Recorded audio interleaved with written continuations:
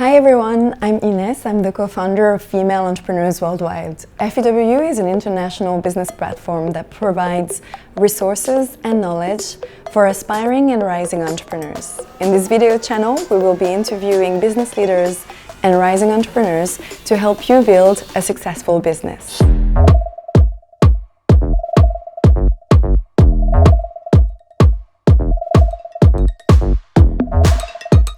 Welcome to FEW Academy vlog. Today I'm really excited because I'm going to be interviewing two of our dearest members, Fiona and Sarah Zhuang. Fiona was one of the sponsors of the very first FEW event in Hong Kong over 5 years ago now, and Sarah, you were part of the committee member of our annual conference, Female Entrepreneurs Day. So we're very thankful for having you and see you grow as well.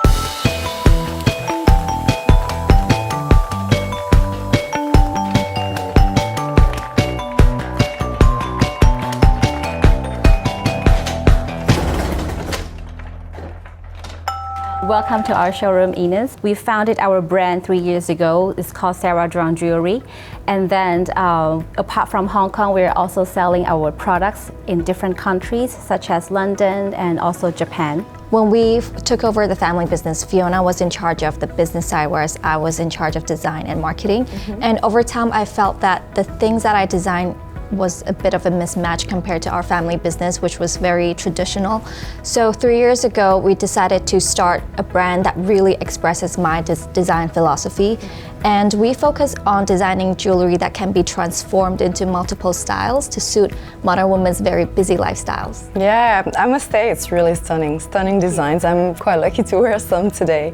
So we wanted to invite you both to our vlog because we found that you had a very interesting dynamic, obviously being sisters, but also running a business together. How it feels to run a business together. We always have arguments on different things, but it's not like real argument. We are very open to discuss on every topic. So for example, sometimes she has some design and then she always let me have a look at her design and then I will comment on them. And sometimes after I comment, she get angry because she has spent such a long time to work on the design, but I was like, no. Okay, only this one. Maybe one design out of 10. Yeah, and well, she will be like, it's good if it's your sister. She can tell you, right? Because talking to creatives and telling them that we don't like their design is tough. And also because we're sisters, she's very direct. If she was like my boss, maybe she won't be so harsh sometimes. But because we're family, so we kind of we don't keep secrets, so we're very direct. So sometimes it could be a little bit hurtful. So sometimes she get angry, but after a while she still take my advice, and then she would just based on my advice to do some modification. I think it's about compromise. Like I listen to her advice and she listened to my advice, and I think this doesn't only apply to a partner or a sisterhood. I think that also applies to every kind of relationship. Absolutely. Yes. Any kind of partnerships has to be obviously some compromise. That's really important. And it's true that even if it hurt, like you definitely step back and you reflect on it, right? Because no matter what happened, we're still sisters. So sometimes I'm mad at her, sometimes she's mad at me, but it's fine. Like after a few hours, we're fine. And then also because we have the same goal, so we don't have any conflict of interest. So we will just go, like we have the same target, we have the same vision. Me and my sister, we work as such a great team is because we're so different from each other. So I think it's in business especially, it's really important to sometimes look at things from a different person's perspective.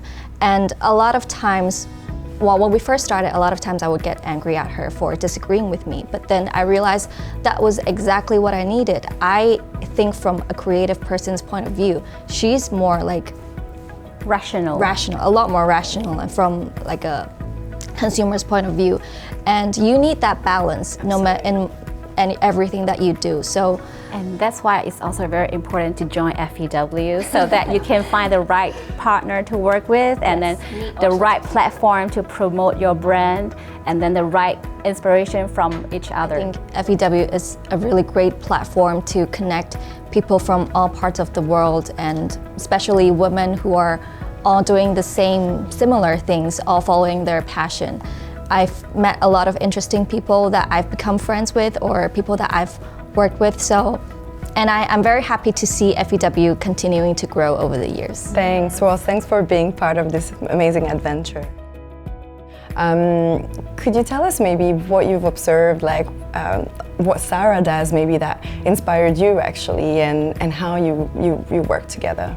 Okay. Actually, today I would like to share 5 points that I think inspire us the most, and also these are all the 5 points that I would like to share to all the female entrepreneurs out there. So first one is dream big. So ever since Sarah was little, she always have different kind of dreams at different ages. For example, just now I mentioned that about the rapping. When she was in high school, she told me that all of a sudden she wants to do some rap music.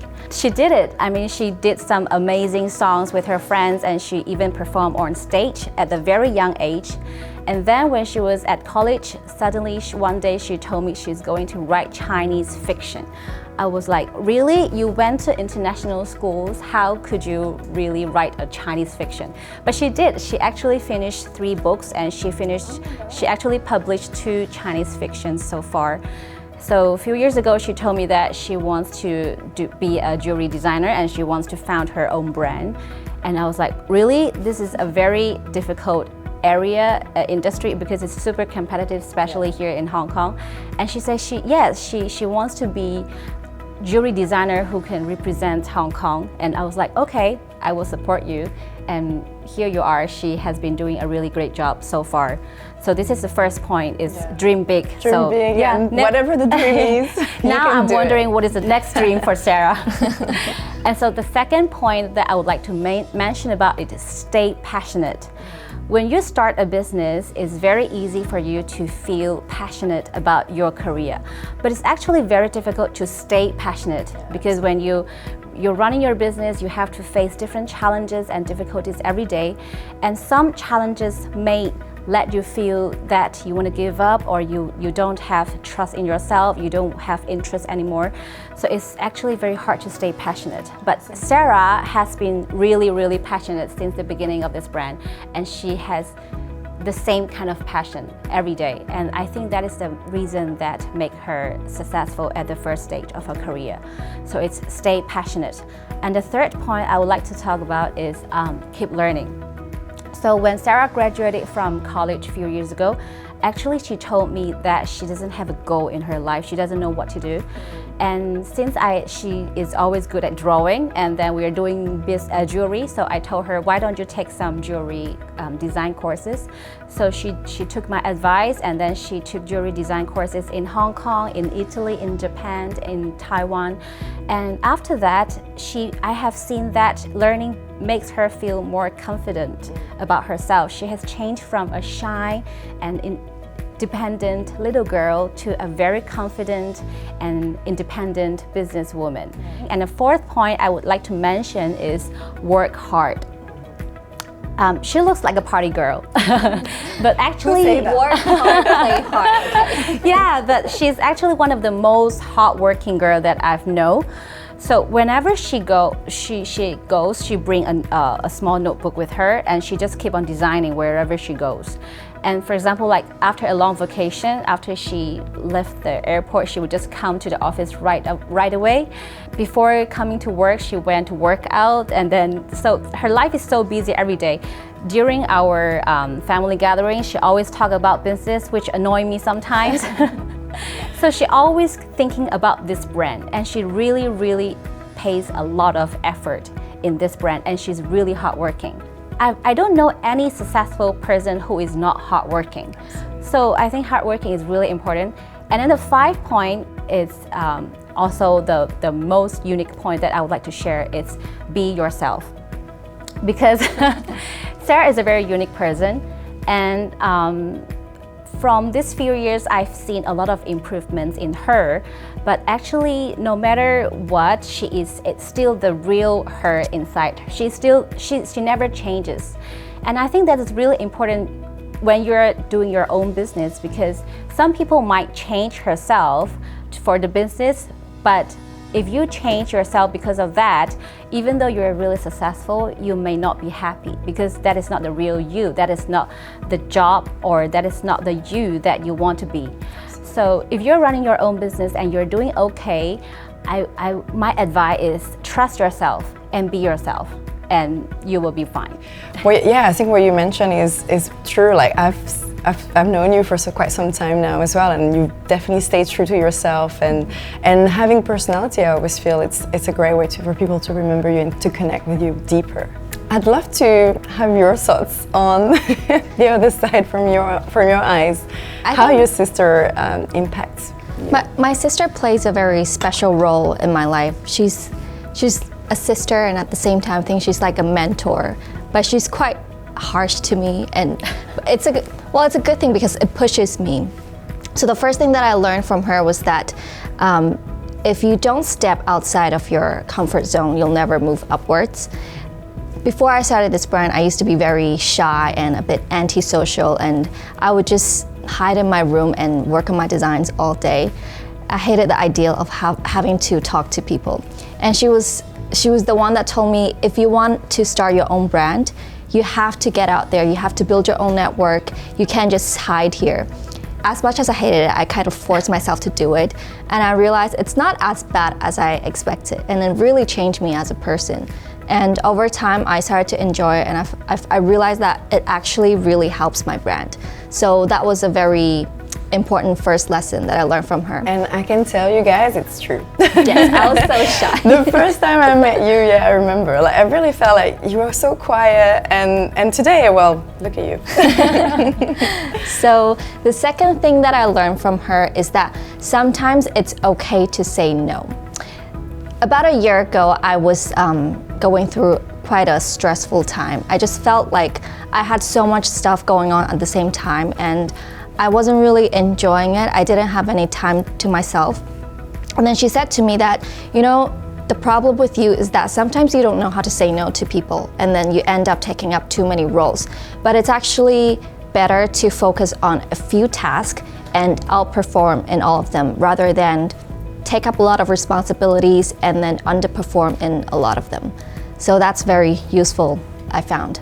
And then the third point is, if you want to be able to achieve work-life balance, it's actually not as hard as you think. It's all about planning ahead. I used to be pretty bad at planning. I'm more of a live for the moment kind of person, whereas my sister, she's so well prepared. Like if you look at her calendar, it's constantly packed with different colors. It's like Lego. She plans everything 2 weeks ahead, and that's why she's always, maybe a month. So that's why she's always like on the go. She gets things done really quickly. She doesn't waste any time. And I thought that was pretty amazing. So I learned that, and I also started doing more planning for myself. So now at the start of each year, I'll write a 6 months plan for everything that I want to achieve every month.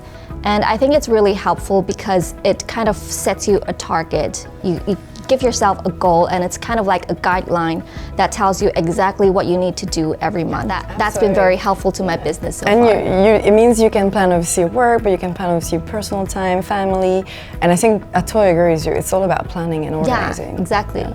And then the fourth point is that no problem is unsolvable.